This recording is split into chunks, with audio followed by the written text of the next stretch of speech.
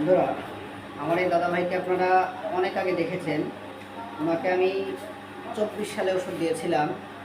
দাদাবার সমস্যা ছিল হলো এভিএম, অর্থাৎ আর্টারিও ভেনাস মালফরেশন ছিল।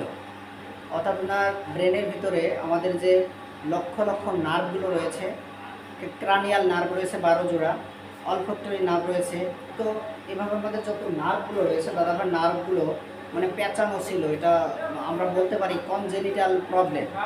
পাশাপাশি ছিল দাদা রাইট ম্যাক্সিলারি সাইনোসাইটিস, যেটা আমাদের এই মুখের এখান দিয়ে দাদাভাই ছিল, এখান থেকে সমস্যা। তো এর জন্য দাদাভাই মাথা ব্যথা ছিল না দাদা? কি সমস্যা ছিল বলুন তো দাদা। আসলে আমি ছোটকালেই ফুটবল খেলতে যাই।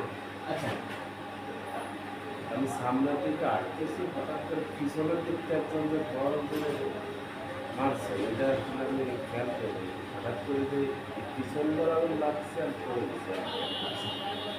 বলটা মারছে খুব কাছের থেকে, আর যে মারছে সেও আসলে বুঝতে পারে যে ওর লাগছে। আচ্ছা, তাহলে আমরা এখানে আঘাত পেয়েছিলাম খেলতে যেয়ে। তো খেলার পরে আপনার এই সমস্যা হলো। তো এখন ওষুধ খাওয়ার পরে এখন আপনি কেমন আছেন? যেটা তো অপারেশনের কেস, এমবিবিএস স্যাররা কি অপারেশনের কথা বলছিলেন আপনাকে? এখন অপারেশন ছাড়াই আপনি কেমন আছেন সেটা বলেন।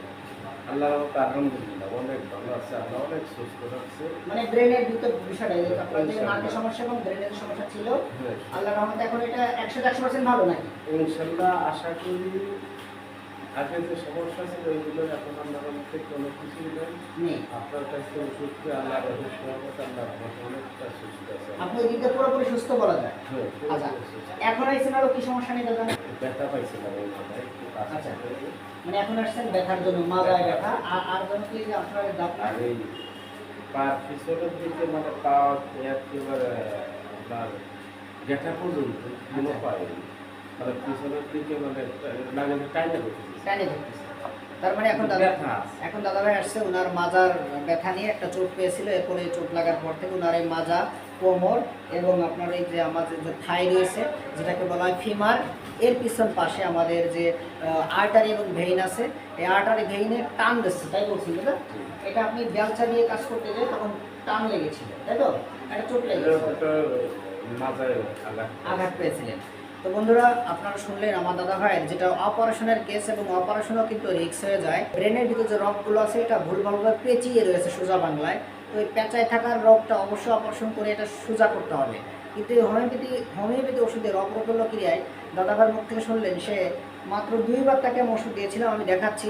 তো এই 2বারের ওষুধ খেয়ে সে এখন মোটামুটি সে 24 সাল থেকে আজকে 26 সাল, প্রায় 2 থেকে আড়াই বছর হয়ে গেছে। সে এখনও ভালো আছেন, অনেক সুস্থ আছেন। কিন্তু দাদা আজকে আসছেন, ওনার আঘাত পেয়েছিলেন, তাই মাজা, কোমর এবং ওনার পায়ে অনেক ব্যথা এবং বেল্ট করা আছে এই জন্য। তো দাদা ভাই, যারা আপনাকে দেখেছিল এবং এখন যারা দেখতেছে, এরা দেখে যদি তাদের মনোবল বাড়ে, আপনার কোনো সমস্যা আছে দাদা? সমস্যা নাই তো? ঠিক আছে দাদা। দাদা অনেক বিদগ্ধ জ্ঞানী মানুষ, অনেক নম্র ভদ্র মানুষ, আপনারা দেখতেছেন। কিন্তু ওনাকে আমি এখন কি মেডিসিন দিলাম ওনার এটাই আপনাদের আমরা জানাবো। আর যারা বিশেষ করে হোমিওপ্যাথি ওষুধ পছন্দ করেন না, তাদের জন্য একটি কেস, যে আসলে হোমিও পানি পড়া, জল পড়া, তেল পড়া অনেকেই বলেন।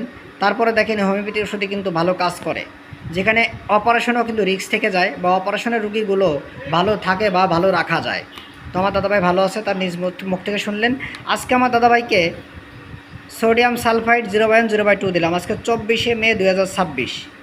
ওনাকে আজকে কেন দিলাম এই মেডিসিনটা? ওনার এই সমস্যা একটু মাজার এই দেখেন তো দাদা, বেল্টটা মানে কোথায়? হ্যাঁ, এই যে মাজায় ব্যথা দেখতেছেন দাদাভাইয়ের মাজায় বেল্ট পরা। উনি অনেক বিদগ্ধ জ্ঞানী মানুষ, অনেক ভালো মানুষ, কিন্তু ওনার এই বেল্ট পরা, অর্থাৎ যার বেল্ট পরা আছে সেই জানে কত কষ্ট, ব্যথার জয় কী কষ্ট। আপনার ব্যথাটা দাদা কখন বাড়ে? বিশেষ করে কোন টাইমে ব্যথা বেশি বাড়ে? আসলে বিশেষ করে বাড়ে সকালে ঘুমের থেকে ওঠার পরে বেশি বাড়ে। আর কাজ করলেই মনে করেন অতিরিক্ত ব্যথা বেড়ে যায়। তার মানে বন্ধুরা, আসলে হাঁটা যায় না, হাঁটতে 5-7 মিনিট হাঁটলি পারাই মনে হয় যে বসে পড়ি। তারপর উঠুক কাজে বসবো তা না, হয়তো যে কোনো চেয়ারে যদি বসি তো একটু আরাম লাগে। আচ্ছা, তার মানে দাদা ভাইয়ের আরাম লাগে, সেটা যদি কোনো চেয়ারে, এই টাইপের চেয়ারে যদি বসে, তাই না দাদা?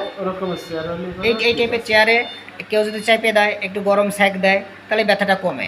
সকালবেলা ঘুম থেকে উঠলে ব্যথা বাড়ে, কোনো কাজ করলে ব্যথা বাড়ে, একটু হাঁটাচলা বেশি করলে ব্যথা বাড়ে, তাই বলছে, তাই তো? তো আমার দাদা ভাইয়ের এই কথাটি শুনেই বন্ধুরা হয়তো আপনারা বলবেন, আমি রাস্টক্স কেন দিচ্ছি না এই মুহূর্তে? কেন ওনাকে আমি রুটা দিচ্ছি না, কেন ওনাকে আমি থুজা দিলাম না বা দিচ্ছি না, ওনাকে আমি কেন সোডিয়াম সালফাইড দিলাম। তার প্রথম কথা, দাদা ভাইয়ের ছোটোবেলায় কী হয়েছিল বললেন মাথায় বলের আঘাত লেগেছিল। এই ছোটোবেলায় বলের আঘাত থেকে ওনার ব্রেনের সমস্যা ছিল, সেটা উনি এখন 100-তে প্রায় 100%ই ভালো বলা যায়। যেটা আসলে উনি টেস্ট করেন, আমি বলেছি দাদাকে একটা সিটি স্ক্যান করতে, যে টেস্টটা করে আমাকে দেখাবেন, ঠিক আছে? আসলে আমি দাদারে দেখানোর আগে অনেক জায়গায় ঘুরছি। MBBS sir দেখাইছিলেন?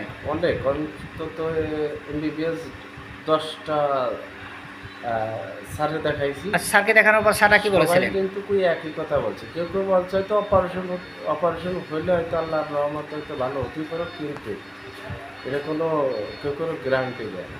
কোনো ডাক্তারবাবুরা গ্যারান্টি দিচ্ছিল না। আর ওষুধ খাইতে খাইতে হয়তো দেখা গেছে বলতেছে যে হয়তো এইভাবেই সারা জীবন থাকবে, কিংবা যে কোনো সময় স্ট্রোক হওয়ার সম্ভাবনা আছে, যে কোনো সময় স্টকে মারা যাওয়ার একটা ভয়।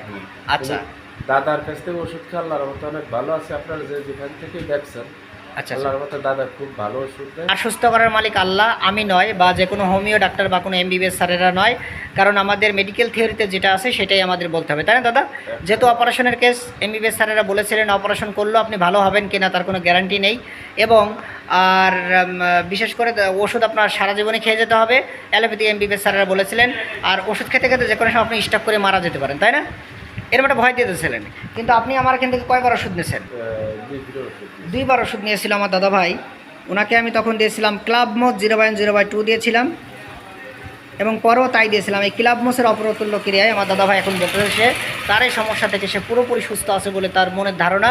কিন্তু দাদা আপনি একটা সিটি স্ক্যান করে দেখবেন, হ্যাঁ, বা এমআরআই করে দেখবেন যে আসলে আপনার ওই সমস্যাগুলো কতটুকু কমছে বা বাড়ছে।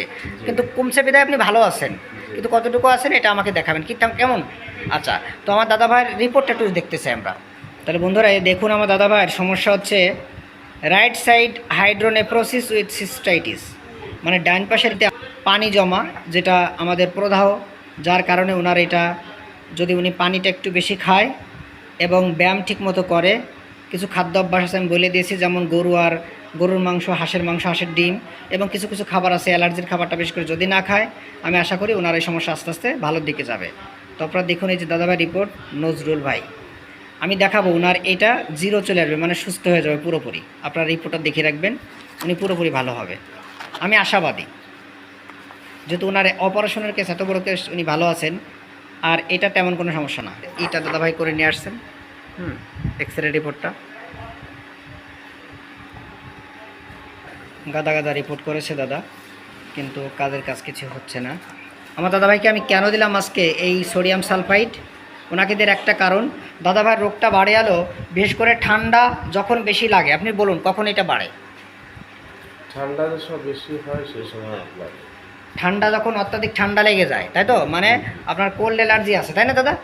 মানে আবহাওয়া চেঞ্জ হয়ে গেলে আপনার রোগ বেড়ে যায়, এবং ব্যথা ডাইন পাশ থেকে বাম পাশে ব্যথা স্থান পরিবর্তন করছে, তাই তো? স্থান পরিবর্তন করে ব্যথাটা। এবং দাদা ভাইয়ের বিশেষ করে ওনার ভালো লাগে, ওনার চাইপে দিলে, গরম সেক দিলে ওনার একটু ভালো লাগে, তাই তো দাদা? প্রেশার দিয়ে চাপ দিলে।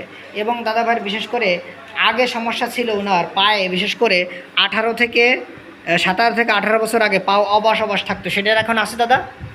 সেটা নেই। তো ওনার যেগুলো সেরে গেছে সেটা আমি ওকে লিখেছি, আমি পুরো ব্যাখ্যা দিচ্ছি, আপনারা দেখে নেবেন। ওনার এই সমস্যাগুলো ভালো হয়ে গেছে, পেটের ভিতরে ডাকাডাকি ছিল সেটা ভালো হয়ে গেছে, কিন্তু ওনার এখন ব্যথা বাড়ে, সকালবেলা ঘুম থেকে উঠলে, কাজ করলে, একটু হাঁটাচলা করলে ব্যথা বাড়ে, দুধ সহ্য করতে পারে না। আর ওনার কেসটি আমি লিঙ্ক দিয়ে দেবো, আপনারা দেখে নেবেন, পুরো কেসের ব্যাখ্যা দেওয়া আছে। এবং দাদাভাইয়ের ব্যথাটা নিচের দিকে, তাই না? ব্যথা কোথায়? আপনার নিচেই তো? ব্যথা শুধু মাজা থেকে নিচের দিকে ব্যথাটা আসে। আর উপরে যদি ওঠে বন্ধুরা, সেক্ষেত্রে আপনার হাইপেরিকাম ভাবতে পারেন, হ্যাঁ, অথবা ক্যালামিয়াও ভাবতে পারেন, ক্যালামিয়া। তো আমরা ক্যালামিয়া বা অন্য মেডিসিন ভাবলাম না। এবং দাদা ভাইয়ের আবহাওয়া চেঞ্জ হলে আপনার জ্বর আসতো দাদা এক সময়, সে জ্বরটা আর এখন তো আসে না, সেটা আর এখন আসে না। এবং আপনার বিশেষ করে আঘাত পেয়েছিলেন, এবং নাক দেখ সময় রক্ত আসতো বলছেন, তাই না? নাক দেখ সময় রক্ত আসতো, এবং সকালবেলা ঘুম থেকে উঠলেই টয়লেটে যাওয়া লাগে, তাই না? এটা ভালো একটা অভ্যাস। এবং একটু ঠান্ডা লাগলে, প্রচণ্ড অ্যালার্জি হলে তখন শ্বাসকষ্ট হয়, শ্বাসকষ্ট ভাব হয়, তাই তো দাদা? তো আপনার এই কেসটা যদি আমার জুনিয়র ভাই বোনেরা এবং জনসাধারণ তারা দেখে, তাদের মনোবল বাড়ে। সমস্যা নেই তো দাদা? ঠিক, সমস্যা নেই তো?